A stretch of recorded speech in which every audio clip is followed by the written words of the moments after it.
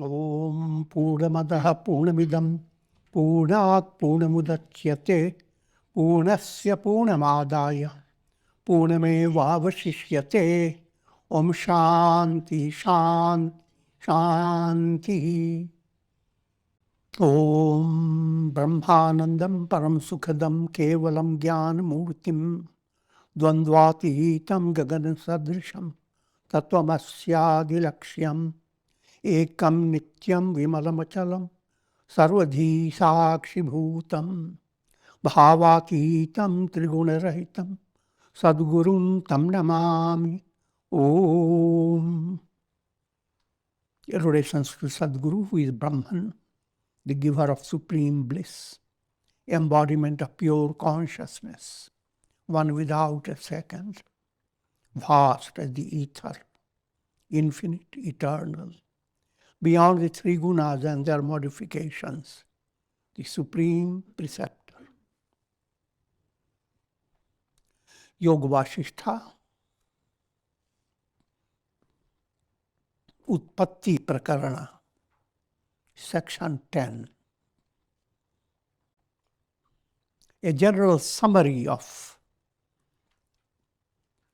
the highlighted teaching behind all Yoga Vasishtha talks. So you are being introduced to the highest state of enlightenment. Just like if you are taking a trip for interesting and awesome experiences, the tourist guide points out, look, that's where we are going. That's the big mountain. That's the Mount Everest. So that's where you are going. This is the Mount Everest.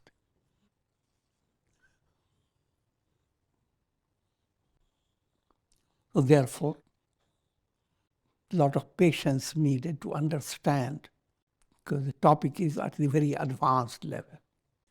Sage Vasishtha, let me give you a Sanskrit verse from the Yoga Vasishtha. Na kadachit udetitam parasmanna shamyati ittham sthitam kevalam sad brahma swatmani sansthitam. From the point of view of the absolute truth, it is the light of Brahman unfolding itself. This world does not arise from Brahman, nor does it subside in Brahman. The world is illusory, like a dream. Its appearance and disappearance are real with relation to the illusory mind. So, what you are being given is that profound spiritual revelation. This world never arises out of Brahman. It never arose. Question doesn't arise. Nor does it ever set in Brahman. Question of it arose, now therefore it has subsided in Brahman, that doesn't. Merely absolute Brahman alone exists. Let me give you a simple point that we have repeated again and again, and will continue to repeat. All your experiences are through your conditioned mind. So no matter how clear and vivid and real they may be, ask the mind. Look at the mind, it's a foxy mind. All this is the interpretation of the mind. Your challenge is to unwind the mind.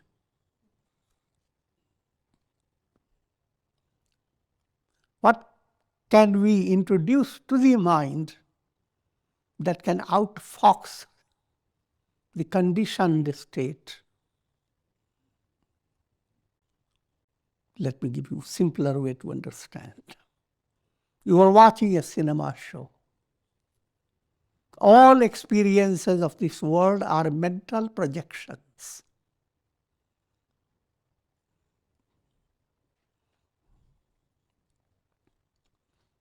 in a very crude way, you can see how people who are going through mental torture, and then there comes a situation when the person is given an anesthetic pill or injection, and immediately all things vanish. Even big surgery is done even within your brain. And you come to consciousness, is this surgery done?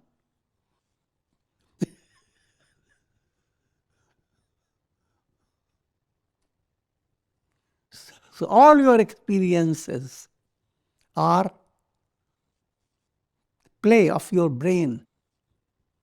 But the brain itself is an instrument, just like your iPhone. What's working through the brain is a mind. Mind itself is subtle. And that mind is conditioned mind. So every soul is using a special type of mind. All souls don't have the same mind. Though all the minds are one cosmic mind. From cosmic point of view, it's an ocean of mind. In the individual point of view, there are waves. Each mind is a wave. But you don't have the realization that wave is the ocean. So that's big project before individual. Switching yourself from conditioned mind to the vision of the cosmic mind. Let me give you some technical point of Vedanta. Before this technical mind, keep the understanding that all your mental experiences are like projections on a screen. So no matter how wonderful the drama, it is not real. The screen is the reality behind it. But how long will you be involved in watching the show? As long as you are interested in your vrittis, thought waves. But thought waves have a different aspect. You can withdraw all thought waves. Put it in a more simple way, you are watching the ocean. You can look at the ocean in two ways. You become very interested in a particular wave that looked wonderful.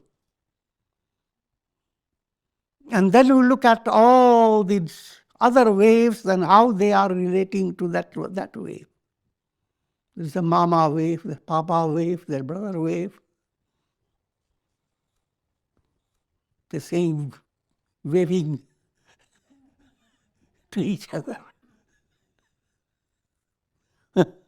And each wave has a big history. You can go on focusing your mind and allowing your mind to go into so many situations of joy and sorrow. Now turn the table, not this table.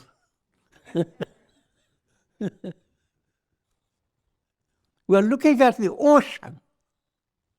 Ocean as the reality. The waves, they are just shimmer. It's the glory of the ocean shimmering through the waves. The waves are not the source of any trouble. An ocean has no trouble. Speaking in an allegorical way. So, mind focused on waves called Vishayakara Vritti. And that vritti dominates your practical life. And if you don't move away from that vritti, your soul goes on from life to life. Cure for this is Brahmakara Vritti, mind that understands that behind all projections there is a screen. Behind all names and forms there is Brahman. That type of vritti comes into the mind if you have gone through sadhana, ascended steps of yoga, or here Yoga Vasishtha gives you yoga jnana bhumikas. If you have gone to a high level, then Brahmakara vritti develops that wipes away the entire show and assimilates it. I'm speaking allegorical language. There's nothing to assimilate. Just like when you wake up, you wipe away all your dream and swallow it without belching.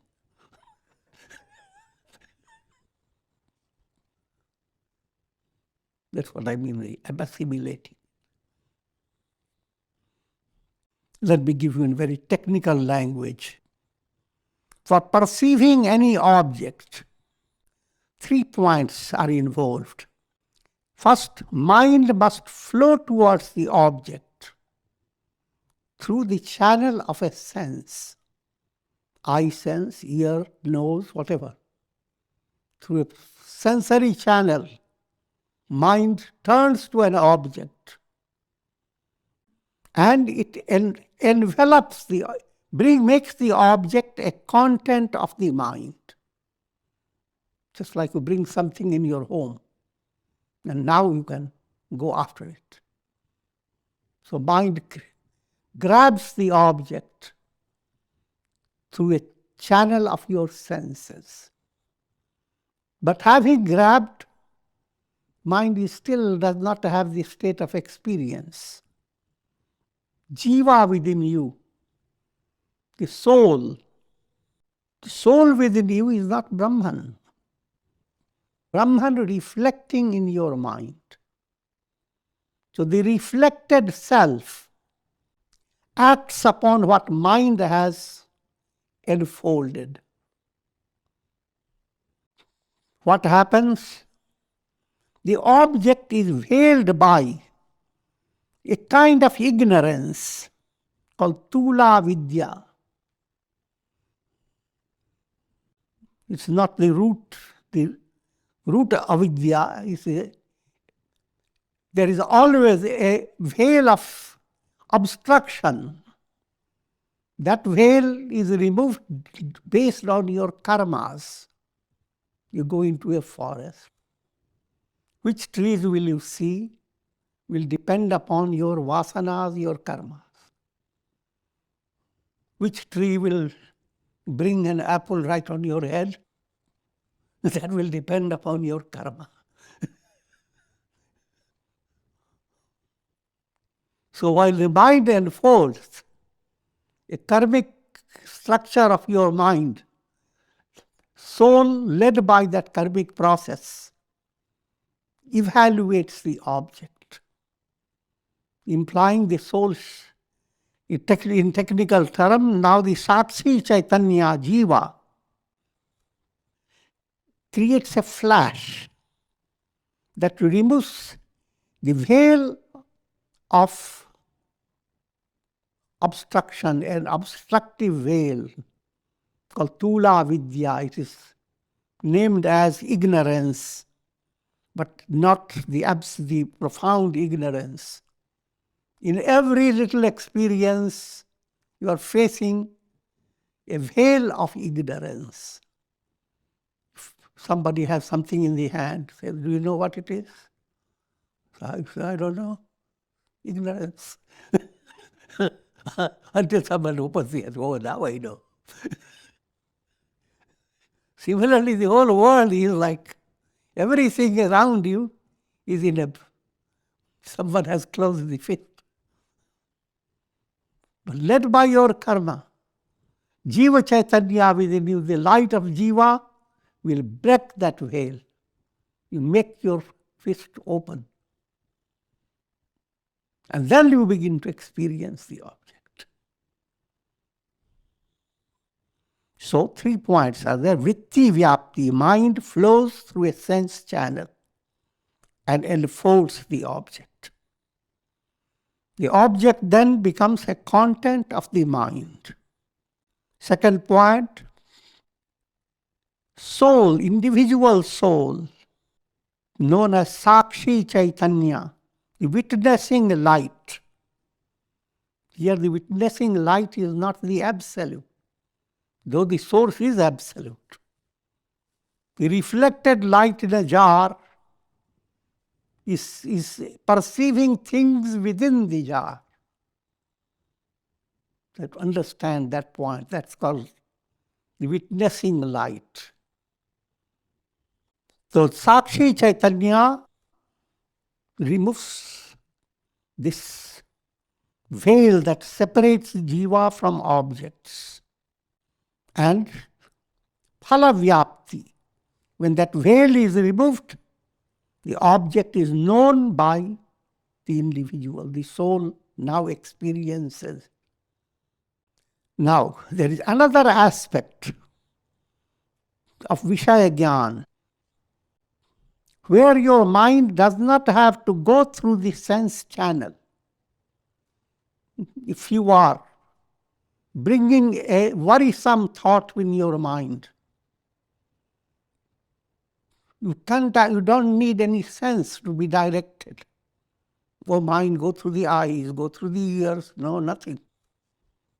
The mind just directly perceives. So mind flows. Mind doesn't have to. This mind is already modified into those thought waves that are causing in you worry, anxiety, or pleasure. Whatever is internal experience, mind has already become modified. All that Sakshi Chaitanya has to do is to illuminate. In other words, simple point, mind doesn't have to be externalized, go through the senses. Without externalizing the mind, you are experiencing. But all these experiences are in the realm of ignorance. They simply flow according to your karmas. And they can't give you immortality. They can't lead you to liberation. For Brahma Gyan, now you prepare your mind through study of scriptures, reflection, abhyasa, vairagya, and all that. Mind is so prepared that it is not restricted by malas, gross impurities. It is not shaken by vikshepa, distractions. When mind has come to a very high level of sattva, purity, then it is not interested in the projections. Just like if you are a mature observer, you go to a cinema show, you have been already a director of shows. So when you go there, you are not interested in the story. You are seeing all the stories in a totally different light. And if the stories are bad, you are just nothing to do with it. You are waiting for the whole thing to subside. And don't even wait. Even while the show goes on, this is just child's show. So when your mind has come to that level, it is not interested in letting a particular sense to flow through the sense and go after objects. Or it is not interested also to go after mental modifications, worries, anxieties, etc. That mind, enfolded by samadhi experience, flows into brahmakara vritti. Mind comes to the grip. All the show is mental projection. Why to go after waves? All the waves are ocean. All your mental projections are consciousness, Brahman.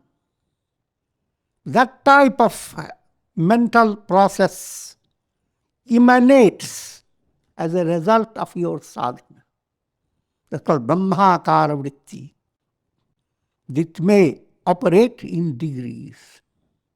But ultimately it is this Brahmakara Vritti that removes the veil of ignorance. So mind flows out into Brahmakara Vritti, the self shines forth, and avidya, ignorance, is destroyed. Another simple simile is given to make this easy to understand. Suppose you are going to pick up, you are in a planning for a trip, and suddenly you need your key. You are going to pick up your key, and you remember that you have put it into a particular small box. So use your ordinary, whatever torchlight you have, go into the room, find the box, open it, and then you see where the key is. That's Vishayakara Vritti does. You need the vrittis, and along with vrittis, you need the soul's torchlight. First vritti comes, opens the door, moves towards. But in all this process, light of your soul guides you until you are opened. The vritti opens the lid, and then you find the object. In the case of Brahmakara Vritti, you go through the same thing. But here, once you open the lid, you don't need any flashlight.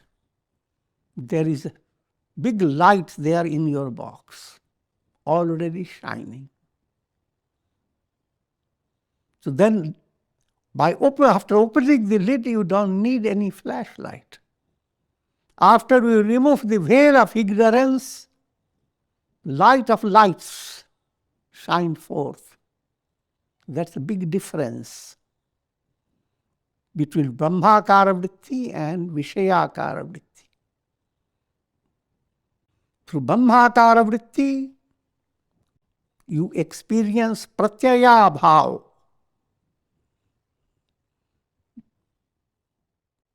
To Vishayakara Vritti, you experience bhav pratyaya.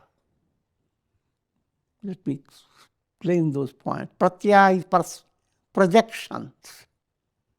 Any experience based on projection.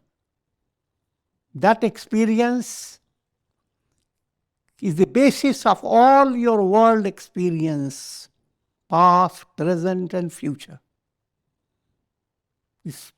Always minds, thought waves of your mind are needed for experiencing the world. It's like projection. When you have attained enlightenment, you don't need the mental projection. The enlightening process sweeps away the whole projection mechanism. So, we speak of existence of projection and extinction of projection. Pratyaya bhav is negating the projected world. And bhava pratyaya is staying in the projected. Vishayakara Vritti is for the projected world. Brahmakara Vritti is for removing the entire projection. All this seems difficult to understand, but in daily life, sleep is a little rehearsal of pratyaya bhav. Little rehearsal. It is a little trace of that vision. How all that you are experiencing, you are thinking of what you didn't do in the past, what you have to do in the future, and you are restless. But when you go to sleep, all moves away.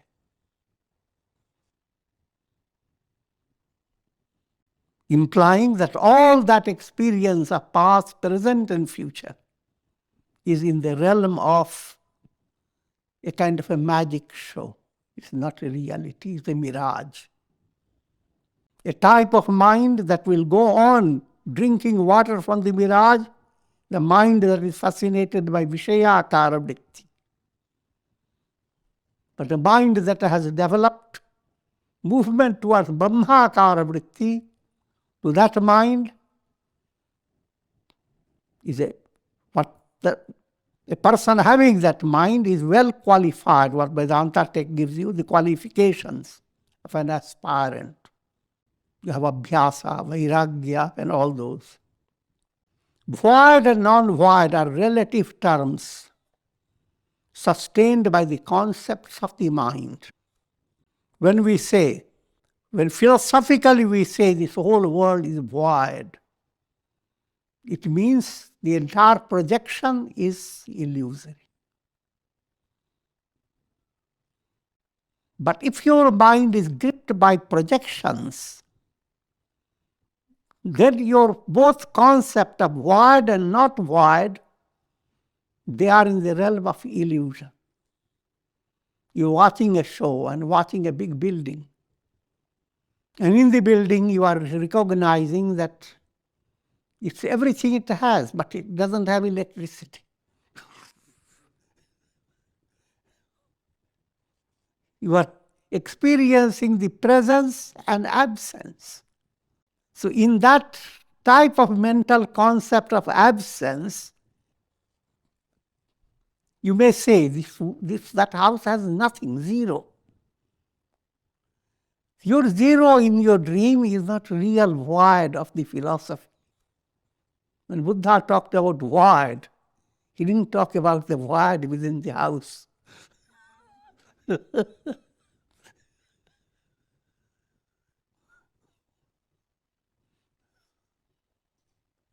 talked about the void of the entire projection. All projected experiences through the mind are described as thingness. And beyond all projections, nothing. The difficulty in language. The language tries to translate that state. It's translated as thingness, nothing.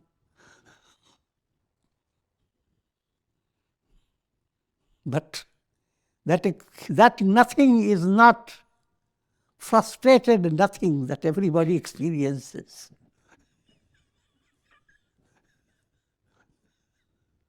Each time I'm frustrated, nothing. I don't interest in anything. I don't want anything, nothing. Soul world is nothing. Nada.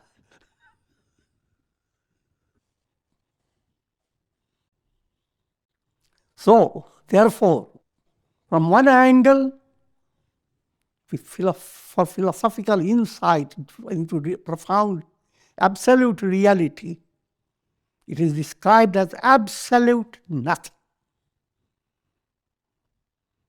Buddha used the term shunya, void. And people began to develop misunderstanding that according to that teaching there is no God, nothing to go after. So, nothing. But that is not so. Having taught all this void, Buddha teaches nirvana. When you understand all is void, then you attain nirvana. Your soul does not stay caught in the wheel of karma. but the soul simply slips into the eternal sea of nirvana. So, summarily, you can turn to the world and understand all this is illusion.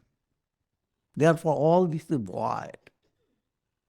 Or you can turn to the world and understand all this is nothing but Brahman manifesting through the conditioned mind in countless names and forms. All this is Brahman. All is full. So either you describe it void or describe it full. Both terminologies are not in relation to worldly concept. God is not full like a garage is full of things.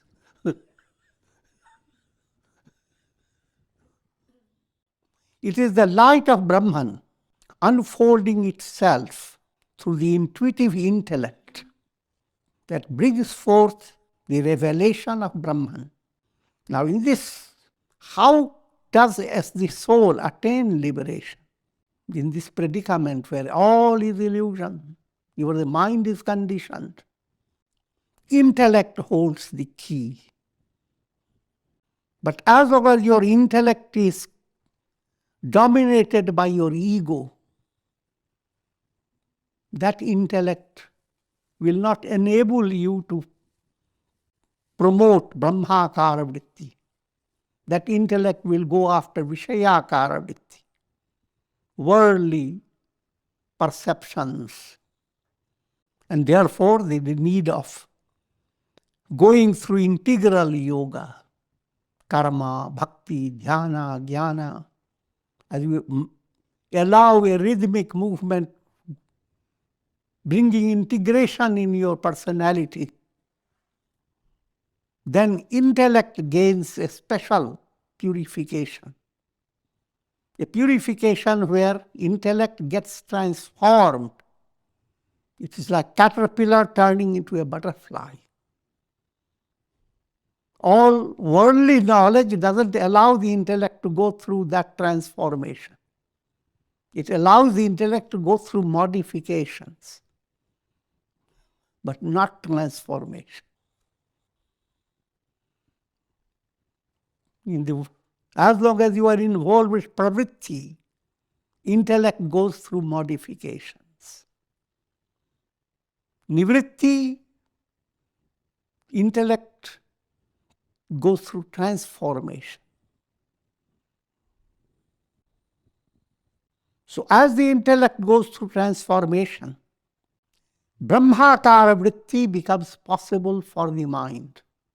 The same mind, led by purified intellect, begins to grasp that the whole world is a drama, it's a dream. The world is not a reality, it is mirage.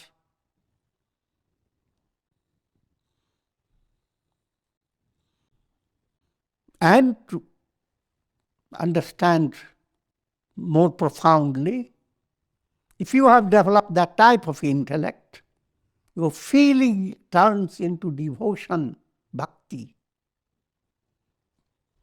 Love for objects, that love is always shallow. In every embodiment, you have so many loving relations, near and dear ones. And that goes on from life to life.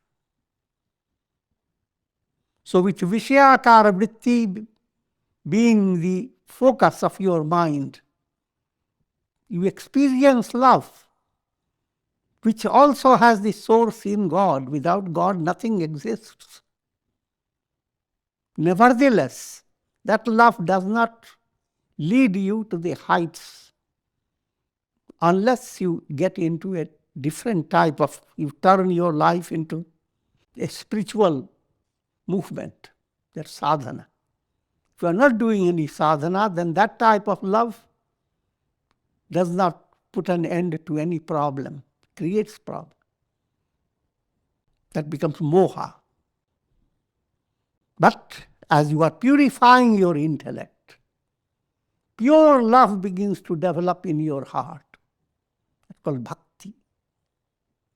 That love turns your mind to God as supreme source of infinite love. In practice, you begin to see that God, the source in every individual. So your relation with individual, your individual attachments, loves, etc., they continue with a deeper understanding. You can live in your life, in your family, cozy and comfortable, with shallow love. Then in that case, there will not be real harmony, peace, etc. But you live with people with a deeper, everyone is a channel of divine presence. So if you are calming down somebody's stress, you are as if putting flowers in a great temple.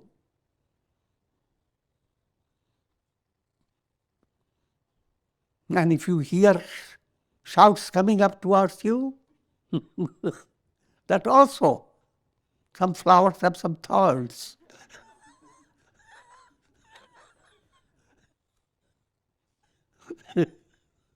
They are also in harmony with your spiritual movement.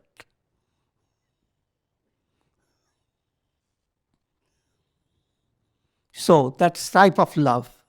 So as Brahmakara Vritti is awakened, in the process of awakening Brahmakara Vritti, that love aspect begins to grow more and more. They were not loving many things, many people, or many sources of love, but there is only one source. Atmanastu kamaya sarvam priyam bhavati. All become dear to you for the sake of the self. And where is your self? You. So now you are given a riddle about your own self.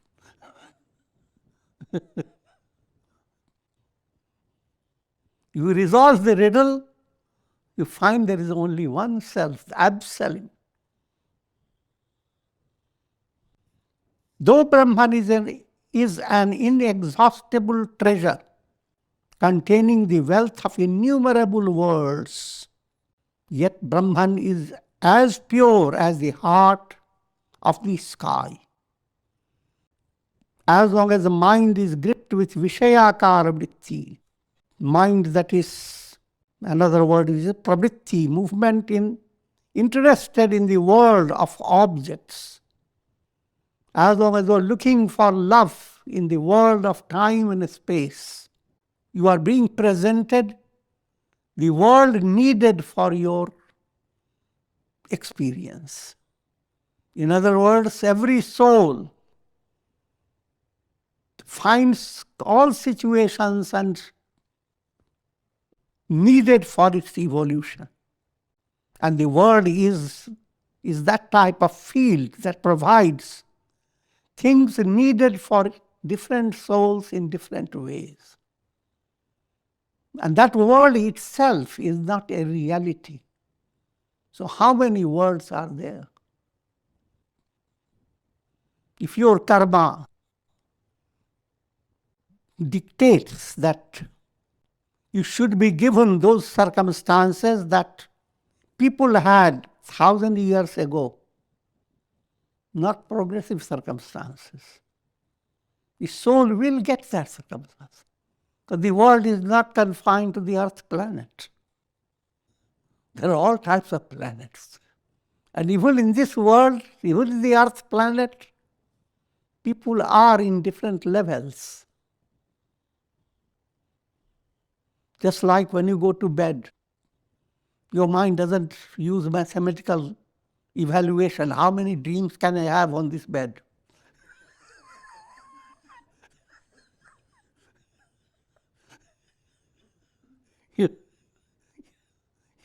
Your bed is a treasure house of countless dream worlds. So is Brahman, the treasure house of countless world systems. Countless shouldn't bother your mind. It's simply illusion, just like sun is the source of countless illuminations. And Yoga Vasishtha enjoys giving you that picture. The world system is described. First Vasishtha gives how big is this universe. And then turns your attention to a beam of light coming into your room, in a dark room, old style room. Even new style, people are not solvent. You see in the beam of light scintillating particles. Can you count them up? Now each scintillating particle is a world system, a Brahmanda. How many Brahmandas are there? How many world systems are there in God's creation? Adopt this mathematics.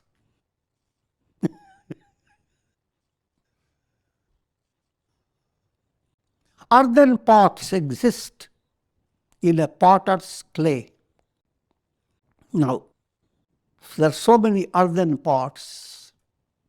You can go on giving them different names. The names that were given 50 years ago, they are not given the same names today. You don't believe 50 years? Go before, 500 years before.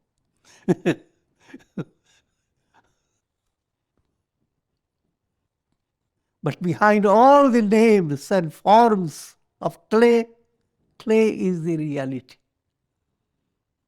Behind all the names and forms of ornaments, if it's gold, golden, gold is the reality.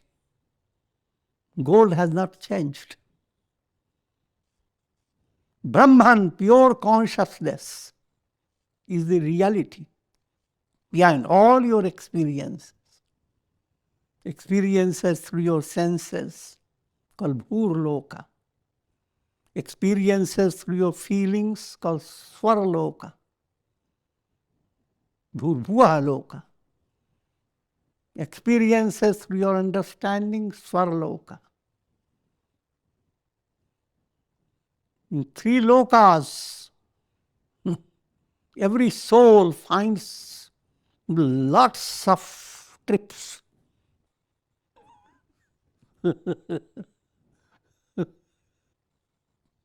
Countless interesting things are there in each loka. Ultimately, people end up being a loco.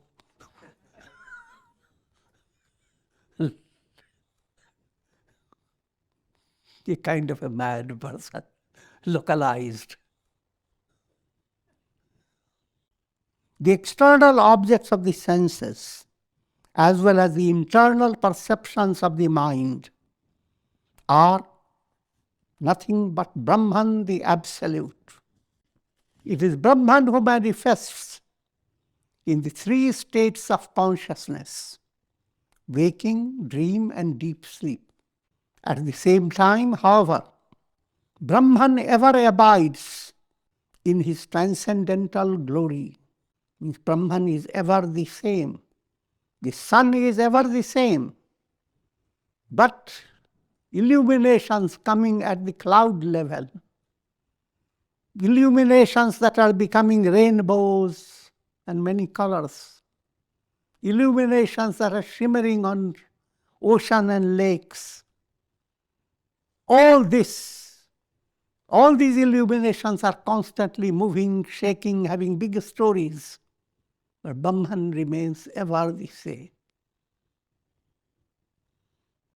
Just as mighty waves exist in a latent form in a quiet ocean, so numerous worlds exist latent in Brahman. It is from the fullness of Brahman arises All this world, this is what describes Purnamadaha Purnamidam. From the fullness of Brahman, all this has proceeded. And if all this is taken away from Brahman, Brahman alone remains. The world proceeds from the fullness of Brahman, fullness of the self. Therefore, it is essentially full. How can anything but fullness proceed from that which is full? In fact, this illusory world is always Brahman. What that implies, that whatever has proceeded from Brahman, that study made by your mind, and that your mental evaluation of the world, a mental determination about the world. In reality, behind all that, Brahman alone is real. Everything that comes to your mind, deep down that thing is, reality is Brahman. Your mind is thinking of a scorpion. The reality of the scorpion is Brahman. Not just thinking, even things that you are perceiving in the world, the real scorpions, real jivas, not only jivas, but any object, dust particles, stones, bricks, whatsoever we are perceiving, it's not real in itself because it is an act of your perception. Just like you put on a glass, blue glass, everything is blue. But no matter whatever you see as blue, is caused by your eyes, limitation in your eyes. Therefore, that is not real. Take the glass away. Take the mind away. You are looking through the glass of your mind, conditioned mind. All that you are experiencing, nothing is real.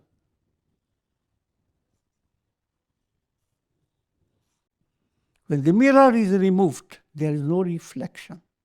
In the same way, when the mind is removed, there is a cessation of the reflected self and the realization of the Supreme Self. Even your idea, who am I, is through your mind. But through your mind, what you are gaining, what you are focusing at is a reflection of the Divine Self. Mind, consider mind allegorically as water in a pot. And when you are looking into that water, what shines within it is a reflected sun. The reality of the reflected sun is the absolute. But as long as you are in a state of ignorance, your identity is the reflected sun with countless desires, countless jealousies about other parts. And therefore, in each pot, the reflected sun is in a different situation. The jar is different, the water is different. The fishes in the water are different. So forth. All this allegorical study, don't take it literally. And with this I'm going to Om Purnamadaha Purnamidam Purnat Purnamudachyate Purnasya Purnamadaya Purnameva Avashishyate Om Shanti Shanti Shanti.